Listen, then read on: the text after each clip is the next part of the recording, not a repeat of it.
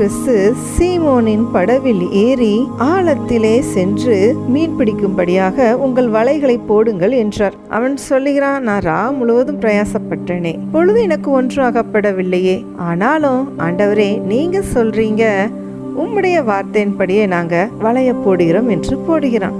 அந்தபடியே அவர்கள் செய்து தங்கள் வலை கிழிந்து போகத்தக்கதாக மிகுதியான மீன்களை பிடித்தார்கள். அப்பொழுது மற்ற படவில் இருந்த கூட்டாளிகளும் வந்து தங்களுக்கு உதவி செய்யும்படிக்கு சைகை காட்டினார்கள். அவர்கள் வந்து 2 படவுகள் அமிழத்தக்கதாக நிரப்பினார்கள். நம்மால் ஆகாது நிறைய காரியங்கள். ஆனால் கர்த்தராகிய இயேசு கிறிஸ்துவனிடத்தில் அந்த காரியங்களை ஒப்பு கொடுத்து விட்டு நாம் ஜெபித்து காத்திருக்கும் பொழுது, சரியான வேளை வரும் பொழுது கர்த்தராகிய இயேசு கிறிஸ்து நம்மை நன்மைகளால் நிரப்புகிற தேவனாக தான் இருக்கிறார்.